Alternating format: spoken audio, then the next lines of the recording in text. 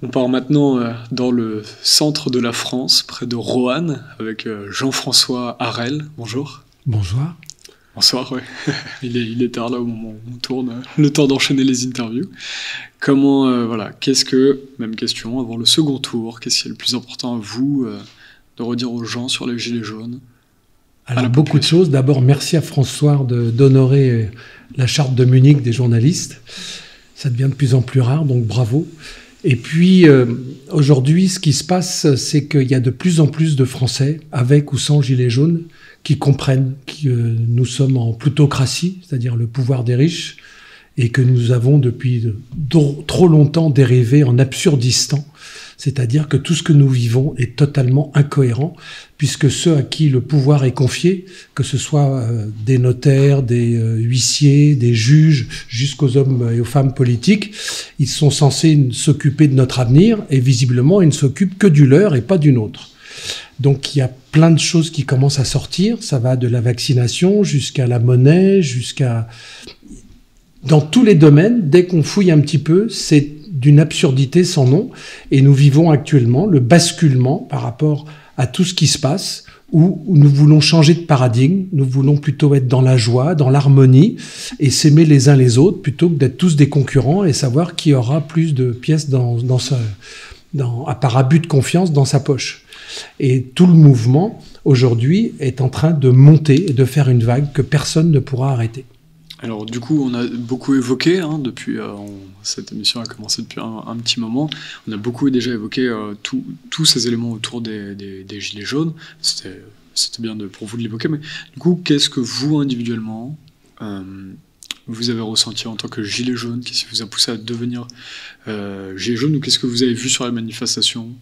Et voilà, tous ces éléments. Alors tout d'abord, au niveau des manifestations, ce qui était extraordinaire, c'est de croiser des personnes, quel que soit l'âge et le niveau social, qui étaient exactement sur la même ligne, qui se posaient les mêmes questions et qui finalement étaient juste dans le bon sens, dans le bien commun.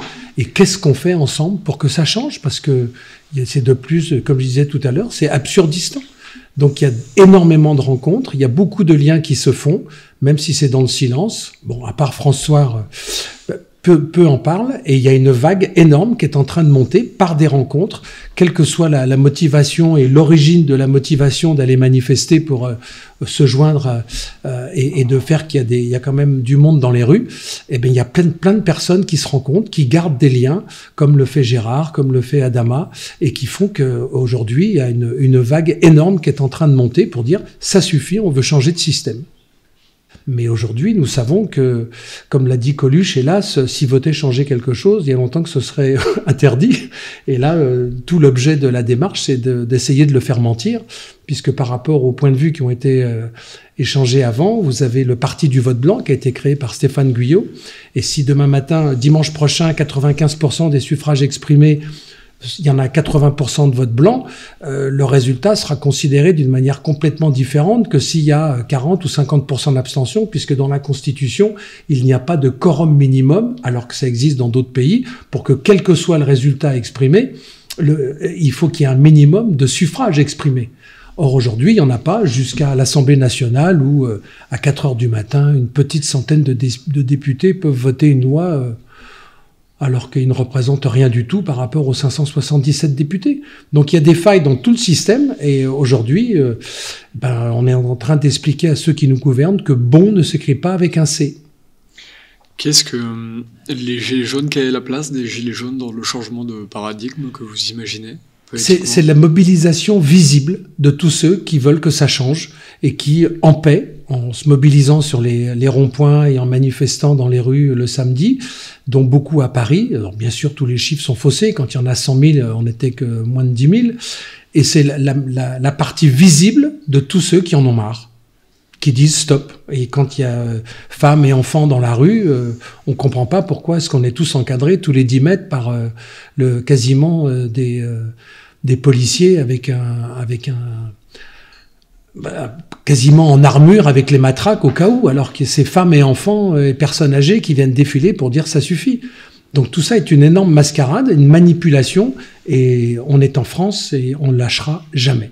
Ça, c'était quelque chose qui était un élément qui était intéressant, qu'on a peu évoqué dans cette émission, c'est le comptage des chiffres des manifestations, de nombre de manifestants. Et on avait sorti avec Wolf Wagner, qui avait beaucoup suivi le mouvement des Gilets jaunes, il y a une vidéo vers laquelle je vous renvoie, où il explique comment sont fait le comptage des manifestations, où vous, justement, vous retrouvez que ce comptage était biaisé, souvent. Vous avez dit, quand vous étiez 100 000, on disait à la télé que vous étiez 10 000 oui. seulement.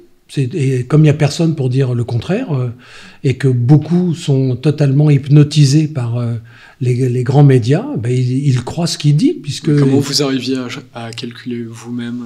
Alors nous-mêmes, non, mais par rapport à des croisements de personnes, ceux qui sont au début, ceux qui sont au milieu, ceux qui sont à la fin, on se connaît, on compte, et puis très très vite, on est d'accord sur les choses. Il y a des spécialistes qui savent faire ça, qui ont appris, et quand on repart avec les chiffres et que le soir on nous dit ce qui est dit sur les grandes chaînes, ben on voit bien qu'il y a quand même un gros problème, parce que ça dérange. Et quand on parle que des chiffres globaux sur toute la France, ben dès que vous voyagez un peu, que vous allez, que ce soit à Roanne, que ce soit à Lyon, que ce soit à Nîmes ou à Brest, il y a énormément de Français qui disent stop.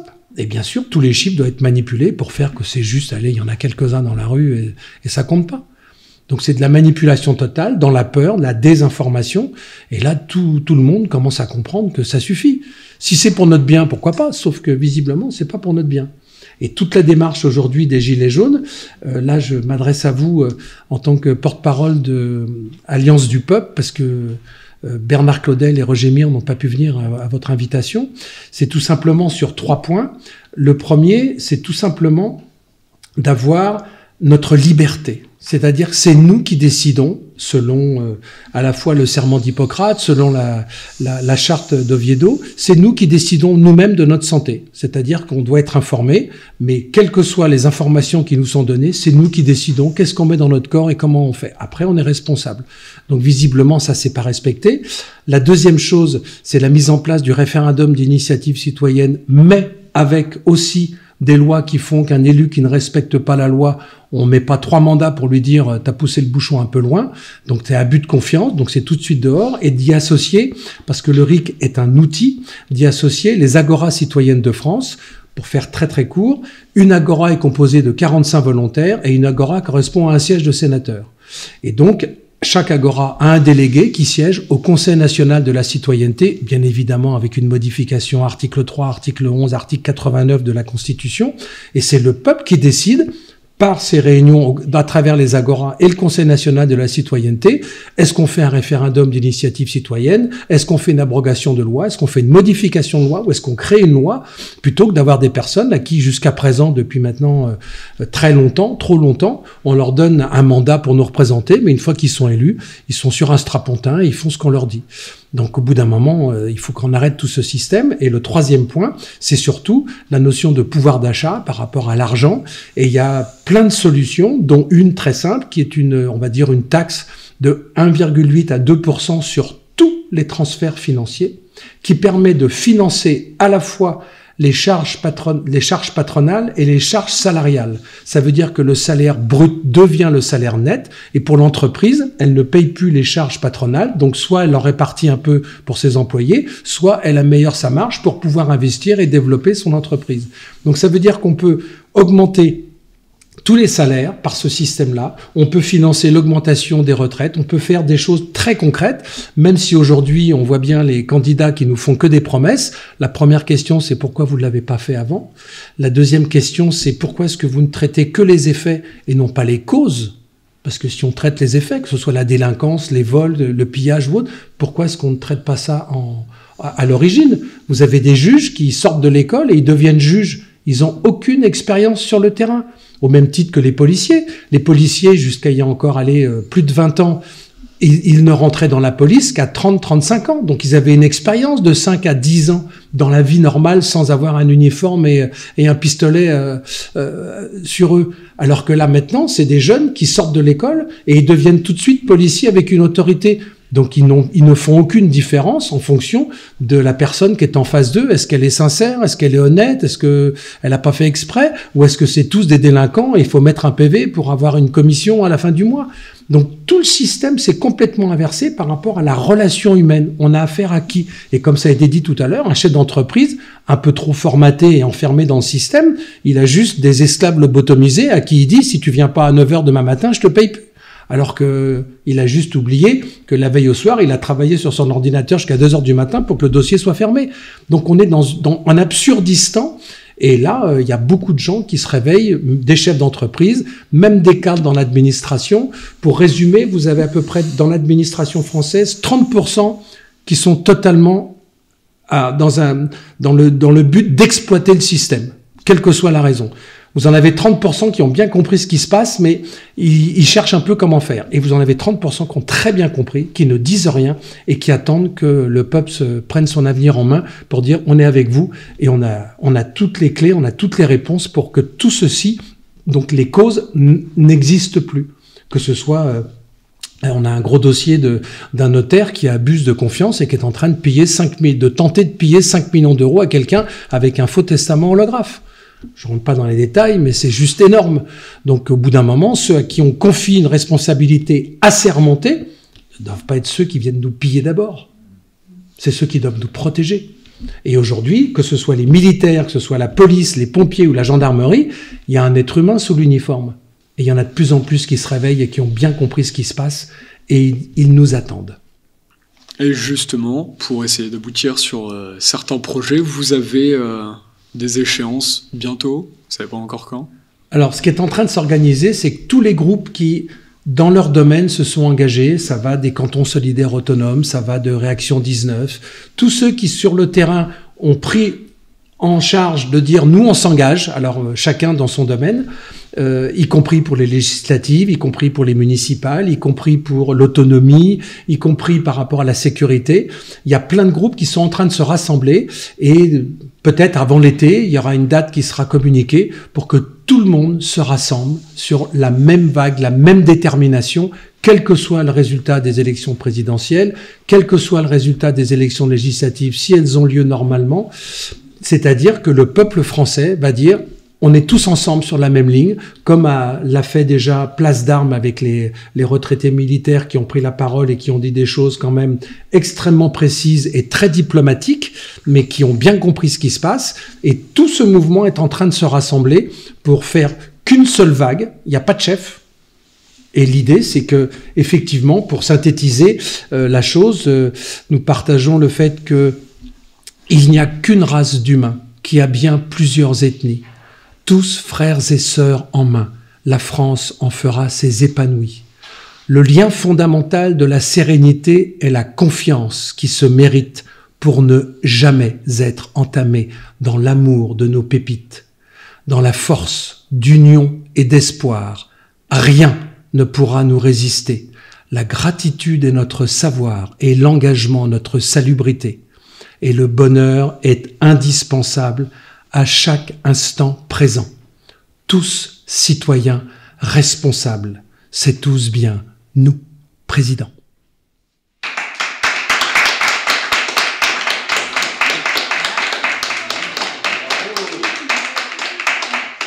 Le poème a eu du succès, là. C'est tout le mouvement du peuple français qui dit « ça suffit, c'est nous qui décidons, nous voulons une vraie démocratie et non pas juste de donner un mandat à des personnes qui nous prennent pour des cons ». Merci, Jean-François. Nous sommes maintenant avec Marie-Charlotte. Marie-Charlotte, bonjour. Bonjour. Donc, vous manifestez surtout en région parisienne et vous êtes souvent avec Sylvain Baron, justement, qui était là. Vous faites partie d'un groupe Vigimédia. Vous, là, c'est le traitement médiatique qui vous a beaucoup choqué, on peut le dire, ces dernières années? Oui. Alors, c'est vrai que Sylvain avait déjà initié ces manifs devant les médias depuis plusieurs années. Et moi, ça va faire un petit peu moins de 2 ans que maintenant je me suis greffée en fait à son idée de manifester devant ces médias qui ont oublié en fait leur rôle qui est d'informer la population. Et ils fabriquent l'opinion. Ils ne respectent pas la charte de Munich qui est leur devoir déontologique. Pour ceux qui ne connaissent pas la charte de Munich, effectivement, c'était un traité sorti donc dans les années 70 et qui, pour les journalistes, devrait nous obliger, justement n'oblige pas, on se bat beaucoup pour ça à François, mais pour que l'on respecte la réalité de ce qu'on voit. C'est une sorte de... c'est des obligations informelles. D'ailleurs, dans un des devoirs, il est bien précisé qu'il ne faut pas confondre le métier de journaliste avec celui du publicitaire ou du propagandiste. Et on voit avec le traitement de l'information actuellement que ce devoir-là n'est pas du tout respecté. C'est-à-dire, qu'est-ce que vous avez vu? C'est les médias de masse, vous, en général? Oui, les médias de masse, parce que bien sûr, il y a des médias indépendants qui font correctement leur travail. Mais là, on parle vraiment des médias du type BFM, TF1, M6. Avec les Gilets jaunes, là, vous n'avez pas supporté? Vous trouvez que la réalité qu'ils montraient, le narratif qu'ils montraient n'était pas la réalité? Oui, de suite, les Gilets jaunes ont été taxés de fascistes, d'extrême droite, parce qu'ils étaient en opposition avec ce système. Et, alors que dans la réalité, c'est très loin d'être le cas. Donc, c'était le plus marquant, c'était de traiter de fascistes et d'extrêmes? Oui, et puis de mettre en avant certains événements, des feux de poubelle par exemple. Les caméras étaient braquées sur ce genre de choses, au lieu de venir interviewer les gens et d'avoir à récolter les revendications des gens. Et pourquoi ils étaient dans la rue? Parce que tout le monde n'a pas été dans la rue pour les mêmes raisons. Alors, il y en a, c'est pour l'augmentation du carburant, mais d'autres, c'était peut-être pour un changement de système. Enfin, moi, en tout cas, c'est pas le pouvoir d'achat qui m'a fait descendre dans la rue. Moi, je veux un changement de système radical, où on prend en considération l'humain et pas la finance. Qu'est-ce que vous avez vécu sur les manifestations quand vous y étiez? Comment est-ce que vous avez vu? Qu'est-ce qui vous a fait devenir à la base Gilets jaunes aussi? C'est vrai que je me plaignais beaucoup dans mon coin, et quand j'ai vu l'émergence de ce mouvement, j'ai senti qu'il y avait quelque chose d'intéressant justement pour enfin mettre un bon coup de pied dans la fourmilière.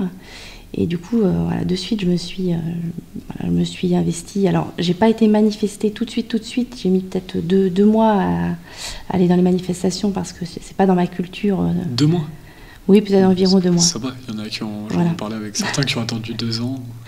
Mais c'est pas dans ma culture. Moi, j'avais jamais été manifestée de ma vie, donc les premières manifestations, je suis rentrée dans le dur direct. C'est donc quand même très violent.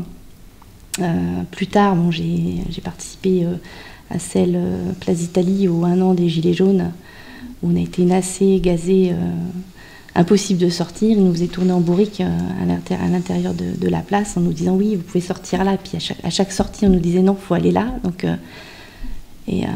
c'était assez irrespirable. La police vous baladait? Oui, la police nous baladait. Oui. C'est ce que vous avez ressenti? Ah oui, c'était littéralement ça. Puisqu'ils n'avaient pas tous les mêmes infos, puisque un tel nous disait il faut sortir là, puis on allait à cet endroit-là, il fallait encore aller à un autre endroit, et comme ça en permanence. Quoi. En face, on va vous dire que vous aviez forcément une porte de sortie pour... Ça a été très très dur de la trouver, en tout cas. Vous êtes senti enfermé sur cette place, et ensuite il y a eu des grenades de désencerclement, qu'est-ce que vous avez vu? C'est ce jour où il y a, alors je ne me rappelle plus son nom, mais... une personne qui a reçu un LBD dans l'œil. Donc le LBD, c'est les grosses balles qu'on utilise, qui ne peuvent pas tuer. C'est des armes qu'on utilise pour repousser la population, les manifestants, les protestataires, mais qui ne peuvent pas tuer. Qui ont épargné des gens. Ça dépend après où on peut la recevoir aussi, parce que si on reçoit ça en pleine tête, ça peut quand même tuer malgré tout. Hein. En tout cas, là, ça a laissé un mutilé à vie. Et qui ne pouvait pas sortir parce qu'il était nassé sur cette place. Oui, puis en plus là où il était, en l'occurrence, il était en train de parler tout calmement, et d'un coup il s'est reçu ça dans plein visage. Quoi. Donc on a puni des gens pacifistes, c'est comme ça que vous l'avez ressenti? Ah oui, il fallait faire des exemples pour éviter justement qu'il y ait du monde qui se révolte dans la rue. Vous pensez que les politiques et l'administration de la police a voulu faire des exemples? Oui. Ils ont voulu faire peur à la population? Oui. Pour quelle raison? Pour éviter justement qu'il y ait une masse de personnes dans les rues à revendiquer leurs droits. Et, pour éviter que les gens disent juste, présentent leurs conditions de vie. Tout à fait, il fallait leur faire peur. Puisque c'est une bonne façon de régner. Avec la peur, on peut soumettre une population. Et d'ailleurs, on voit, depuis 5 ans, ça marche uniquement comme ça. Là, vous ne voyez pas d'autre explication à ce que vous avez vécu sur cette place? Non, il fallait faire des exemples, il fallait faire peur à la population pour pouvoir la soumettre. Quand est-ce que sera votre prochaine manifestation? Alors on organise mercredi 4 mai. C'est avec le collectif Vigimédia, voilà. Qui a été créé récemment Oui, c'est assez récent. Alors, pour quelle raison créer un collectif? Pour essayer de communiquer de manière un peu plus claire, structurée, voilà, pour pouvoir avoir plus de monde sur nos rassemblements, parce que beaucoup de gens se plaignent du traitement de l'information, mais ils ne sont pas assez nombreux à venir sur place pour mettre les journalistes face à leur façon de traiter l'information. Nous, on veut être un petit poil à gratter dans ce système médiatique. Politiquement, est-ce que vous souhaitez répondre? Comment est-ce que vous voyez les Gilets jaunes face à ce second tour, face à cette élection présidentielle en général? Alors, je ne sais pas si on peut dire les Gilets jaunes, parce que finalement, il y a des Gilets jaunes. Enfin, tout le monde a... Une pluralité, il n'y aura jamais de consensus. J'aimerais qu'il y en ait. Mais on voit que sur le terrain, c'est compliqué, ne serait-ce que sur les manifestations, c'est compliqué déjà d'arriver à se réunir sur une seule manifestation. Donc sur un vote, ça me paraît très très compliqué. Donc je pense que chacun va faire en son âme et conscience. Moi, tout ce que je sais, c'est que voilà, moi je veux dégager Macron. Il est hors de question, même si j'ai peu d'espoir. Voilà, je pense qu'il va repasser. Mais en tout cas, moi, à mon petit niveau, je vais faire en sorte qu'il ne repasse pas. Parce que c'est quand même une personne très dangereuse pour l'avenir de notre pays et de nos enfants. Parce que c'est eux qui vont trinquer aussi derrière. Est-ce que les Gilets jaunes, est-ce que cette élection pourrait diviser les Gilets jaunes? Comment est-ce que vous voyez l'avenir, justement? Est-ce que les Gilets jaunes sont à un carrefour de leur histoire? Est-ce que pour l'instant, est-ce qu'il y a une forme... Même s'il y a ces divisions politiques, pour l'instant, il y a une forme d'union, sauf si... Enfin, est-ce que vous êtes d'accord avec ce constat? Une union de... L'union où vous portez toujours le même gilet jaune, sans la fierté de le porter?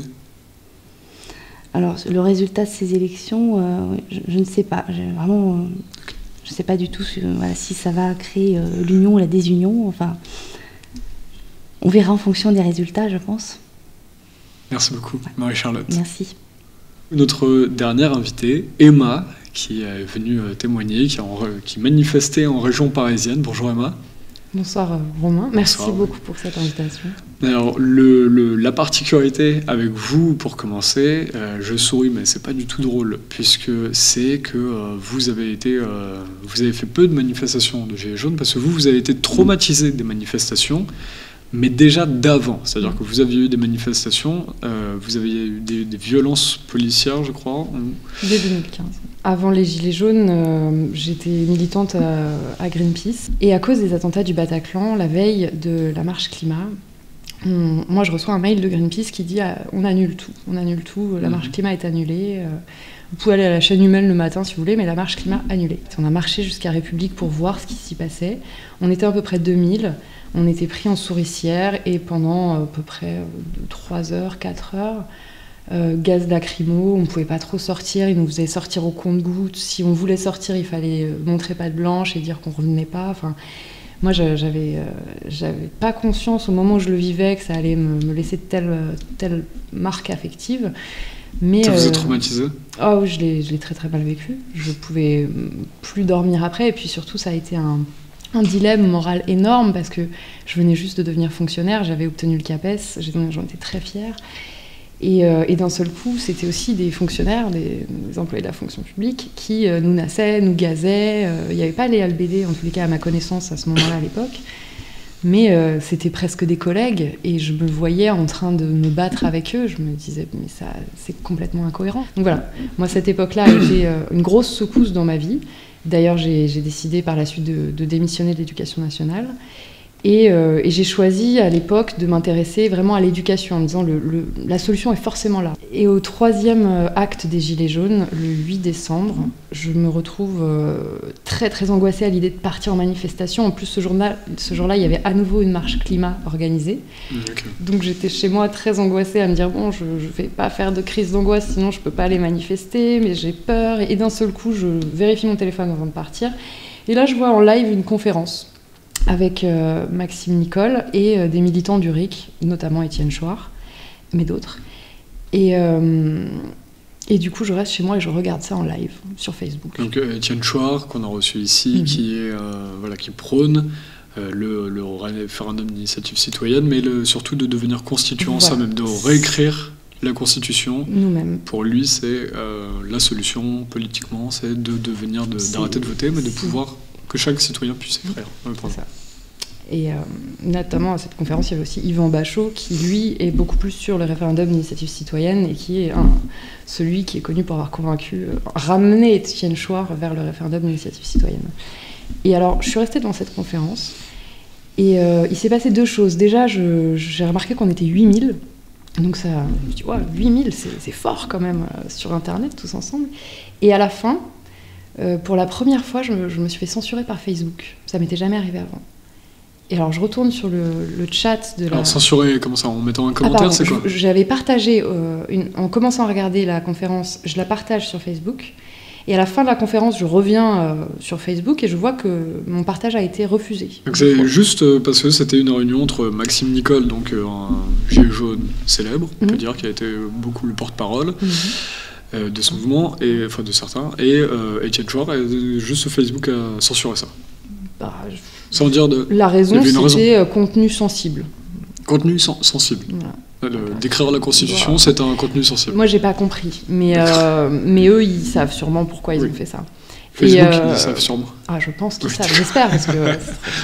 Ce sera embêtant pour eux. J'espère pas, mais je m'en doute bien, en tous les cas. Et en revenant sur le chat de la conférence, là, j'ai vu qu'on avait tous été censurés, en fait. Tout le monde était revenu dire « Oh là là, mon partage a été censuré. » Et je me suis dit, tiens, non seulement c'est la première fois que je suis censurée sur Facebook pour un sujet aussi intéressant, là, tout du long de la conférence, il y avait des appels à rester les plus pacifistes jusqu'au bout, en fait, pacifique et rien d'autre, ne pas être violent, ne pas casser. Il y avait des discussions sur comment approcher les médias. C'est durant cette conférence que j'entends pour la première fois le nom de Sylvain Baron et de son initiative sur la Manif Média. C'est vraiment, c'est une conférence où d'ailleurs je l'ai re-regardée ensuite en me disant mais j'y ai appris beaucoup de choses, beaucoup de stratégies, beaucoup d'idées. Comment se fait-il qu'elle soit censurée ? À aucun moment il y a d'appel à la violence ou d'appel à ne pas respecter la loi. Bref, ça m'a convaincue et j'ai rejoint beaucoup plus sérieusement les Gilets jaunes en me disant je vais aller dans le local. J'habitais encore à Vitry-sur-Seine à l'époque. Et il se trouve que 2 jours plus tard, je trouve au rond-point du Macval des Gilets jaunes. Donc je les rejoins, on se parle de l'appel de Commercy, on se dit on va faire assembler. Donc j'ai vogué un peu avec ce groupe-là. Moi, je revenais souvent en disant mais quand même, le référendum d'initiative citoyenne, en toute matière, me paraît très important. Et ça m'a permis de faire d'autres rencontres, notamment d'aller vers le groupe maintenant dont certains étaient là ce soir, de la Manif Média, de Vigimédia, et de proposer au groupe de Vitry d'organiser une votation citoyenne en parallèle des européennes. Ce qu'on a fait, on a réussi à faire voter 35 personnes sur un des bureaux centraux de la ville. On ne fait pas de propagande, on fait voter le RIC aux citoyens en fait, pour savoir s'ils le veulent. Alors, 2 livres qui m'ont beaucoup aidé, c'est le référendum d'initiative citoyenne expliqué à tous, qui est sorti début des Gilets jaunes, de mémoire, 2019, et celui que j'ai apporté aussi aujourd'hui, écrire nous-mêmes la Constitution. Celui-là, il est symbolique parce que Étienne Chouard, il en parle comme d'un recueil où il a pris les différentes choses de Rond-Point qu'il a entendues et il a enrichi le premier ouvrage qu'il avait fait comme ça. Il était venu avec cet ouvrage justement, quand il était sur ce plateau il y a 10 mois, en juin dernier. C'est possible, j'en ai entendu parler. En tous les cas, moi je l'ai beaucoup utilisé, je l'ai ramené en manifestation, j'ai essayé d'en parler. Et à côté de ça, comme je ne suis pas toute seule dans cette idée-là et qu'elle est assez salvatrice, d'autres collectifs ont continué à se former autour du référendum d'initiative citoyenne. Comme ça, je pense à Objectif RIC, Culture RIC. Alors, du coup, ça a collé avec des moments d'atelier, d'entraînement. Et puis, au fur et à mesure, je me suis retrouvée à aller vers le mouvement constituant populaire et à reparticiper à l'organisation d'une votation. Cette fois-ci, c'était en juin dernier, à Montrouge. Et là, on a fait voter 209 personnes.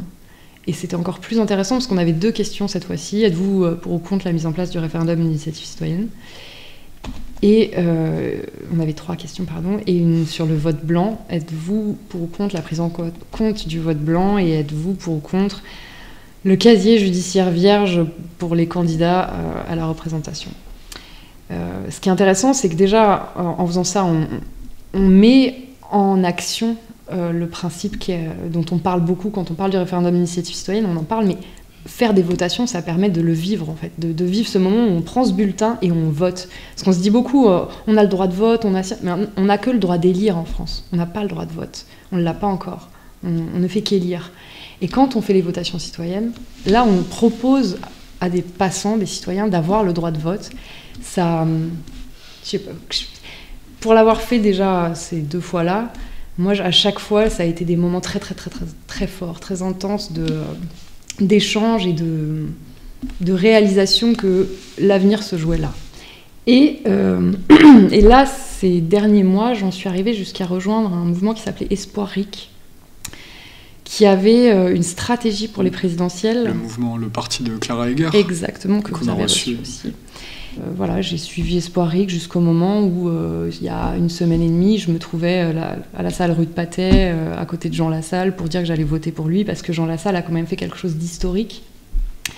Il a signé un acte notarié pour promettre, s'il était élu, de publier un décret avant les législatives qui nous permettait en septembre 2022 d'avoir au référendum la proposition de loi 4516 écrite par les Gilets jaunes, proposée par M. Lassalle au Parlement, qui n'a jamais été débattue d'ailleurs, mais là on l'avait en septembre 2022, référendum là-dessus. Est-ce que nous, tous les Français, ça y est, on veut décider différemment des règles du pouvoir ? Voilà, M. Lassalle n'a pas passé le premier tour. Pour le deuxième tour, Espoir RIC continue à essayer de demander des engagements aux candidats sans... Comment je vais dire ça ? Ils n'ont pas eu les parrainages, déjà, Espoir RIC. Oui, voilà, Clara n'a pas eu les parrainages. Monsieur Lassalle a fini par reprendre la mesure Espoir RIC, mais 1 semaine avant le premier tour, moi j'en étais très heureuse, mais... Voilà, j'étais aussi un peu dubitative sur pourquoi pas plus tôt. Alors, qu'est-ce que ça veut dire anticonstitutionnel ? Qu'est-ce qu'il l'est, qu'est-ce qu'il l'est pas ? Parce que j'ai écouté le concepteur du programme Espoir RIC, Raoul Maniberton, chez Elisabeth Quint de 28 minutes. Enfin, 28 minutes. Et à côté de lui, il y avait une constitutionnaliste qui dit « Mais en fait, vous n'avez pas le droit de faire ça. » Elle dit d'ailleurs « De Gaulle non plus n'avait pas le droit de faire ça. » Mais... Est-ce que Nicolas Sarkozy, il avait le droit d'enlever la haute trahison de la Constitution ? Voilà. Qu'est-ce que c'est avoir des droits et avoir le droit ? Moi, je ne sais pas encore, puisque j'ai que le droit d'élire et je ne suis pas sûre d'aller voter, enfin d'aller élire, parce que je pense que j'ai pas encore fait ma décision, enfin j'ai pas pris ma décision. Déjà, Marine Le Pen peut encore, et Emmanuel Macron aussi, peut encore signer l'acte notarié, qui est un acte crédible, qui fait que j'ai pas besoin vraiment d'y aller à la confiance, en fait. J'y vais avec la certitude qu'il se passera quelque chose en termes de sanctions si avant le 12 juin, le décret il n'est pas posé. Déjà, il se passera des choses. Mais au-delà de ça, j'essaie de me rappeler que voilà, je suis peut-être pas positionnée, mais j'ai pas très envie d'y aller, quoi. Pour élire, pour voter blanc, pour... Donc je me concentre sur l'après et je me dis mais il y a les législatives qui sont bien plus importantes, même si Emmanuel Macron repasse, en fait, aujourd'hui, s'il a été aussi puissant contre nous, c'est parce qu'il a un Parlement aussi puissant. Parce que, alors, c'est pas la seule raison, hein, mais quand il gouverne par décret, s'il a un Parlement un peu plus, j'allais dire démocratique, mais non, on va dire un peu moins à sa botte, peut-être que certains députés peuvent s'allier les uns avec les autres pour une motion de destitution, par exemple. Comme à un moment, on avait parlé M. Asselineau. Bon, voilà. Mais même là, je ne me fais pas non plus trop d'espoir. Et je ne vous cache pas que mon vrai dilemme en ce moment, c'est est-ce que je me présente plutôt sur une candidature citoyenne et je rejoins le mouvement, notamment par les Gilets jaunes, qui essaye de dire présentons-nous avec des candidatures citoyennes, avec des plateformes, dans nos réseaux. On sait comment on peut amener l'élan démocratique dans le Parlement. On se connaît les uns les autres, on a fait des assemblées, on a utilisé voilà, les ateliers de réécriture, des moments de votation, le débat. Il y a même des plateformes qui existent où on peut s'inscrire comme candidature citoyenne pour ensuite revenir poser la question à ceux qui vous ont élu. Je pense à Décidons nous-mêmes, qui est la suite de Décidemos et France Démocratie Directe. Voilà, si vous êtes parlementaire, vous pouvez aller regarder ce que vos électeurs pensent, veulent proposer ou refusent et vous positionner selon vos électeurs. Si le Parlement était rempli de députés qui réfléchissent comme ça, déjà on aurait fait un pas énorme. Comme je suis lucide et que je ne pense pas que ça arrivera pour juin 2022, là, bah, je me dis que je vais aussi reparticiper à une votation citoyenne. Merci Emma. Merci à tous d'avoir suivi cette émission. Vous pouvez la partager sur tous les réseaux. Et François appartient à ses lecteurs essentiellement grâce à vos dons. Pour cela, il faut aller sur françois.fr/soutien. Merci beaucoup. À bientôt Emma. Au revoir à tous.